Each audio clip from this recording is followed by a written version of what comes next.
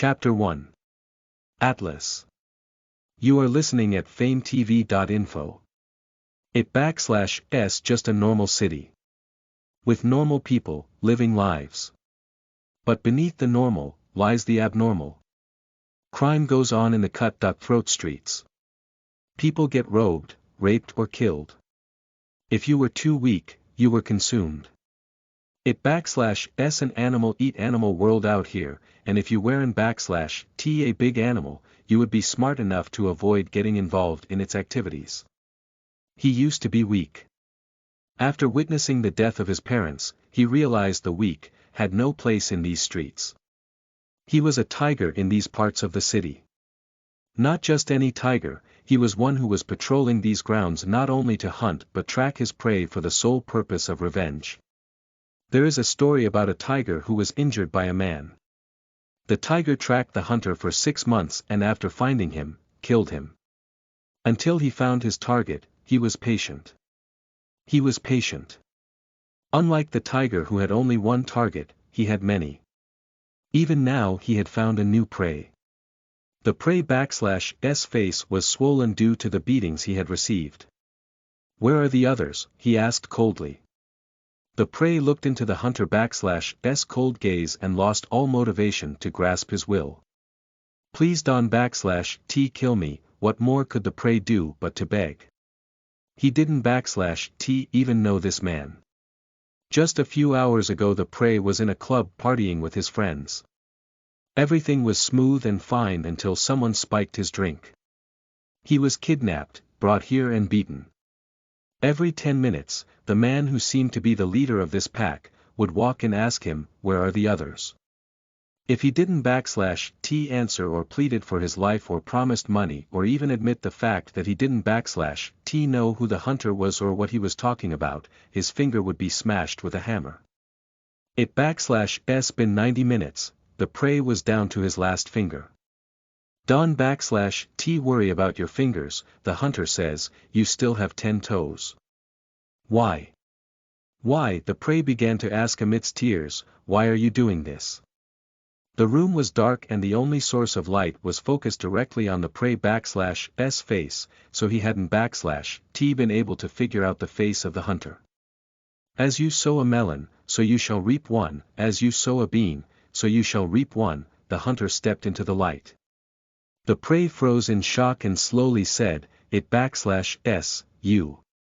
I don't/t have time to break more fingers," said the hunter, and turning to one of his men he ordered, "Put him out of his misery." "Wait, please, forgive." The sound of the gunshot echoed and reverbed across the room. "You really should at least hear them out," Xavier complained as he walked towards the hunter and watching the floor to make sure he didn't/t step on any brain matter. "This is the 5th one already." The latter sighed, his friend was right, "I need to avenge the accident of my brother and the death of his wife, and I will not stop until all of them are dead." Atlas had given up on being weak and dependent ever since the night his parents were murdered, leaving him with his twin brother. Using his connections acquired from inheriting his father/s business, he was able to track down 5 persons involved in his brother/s accident leading to the death of his wife with their unborn son. His brother was so in love with the woman and he has no idea how he was going to tell him she is dead when he wakes up. His brother was the heartless, cruel monster with twisted thoughts of the underworld, and he was the ruthless, fierce devil in the business world. The Martini/s brothers were a force to be reckoned with when they combined forces. The only problem was only a few people knew the real identity of his brother and had seen his real face. In order to protect him, because they look alike, his brother always covered his face whenever he carried out an operation. That/s why he goes by the name Maschera in the underworld, meaning mask in Italian. Because of this, Atlas believes his brother/s attacker must be someone closer to him who knew him enough to know how he looked like and the difference between them. But who? Atlas. Xavier tried to grab his attention. Atlas had the tendency to drift off in thought. "What is it?" Atlas turned. "Your boys want to dispose of that," he gestured towards the body, "and I need to get going." The wife is always antsy when I return home so late.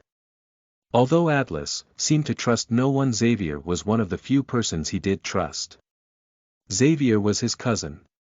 Although Atlas had inherited his parent/s business, Xavier built his corporation from scratch, straying away from his parents/original source of income. Xavier may seem like a calm gentleman, but Atlas knew how dangerous he could get. Atlas was grateful to the fact that Xavier didn't decide to compete with his brother for the leadership of the mafia. God knows that his brother would be outmatched. Atlas sighed. He couldn't wait to catch the person responsible for his sleepless nights. Oh, how he would make them pay. Excitement glinted in his eyes as various torturing mechanisms flashed across his eyes. He was truly cruel and twisted. Listen to the full novel at FameTV.info, direct link in the description.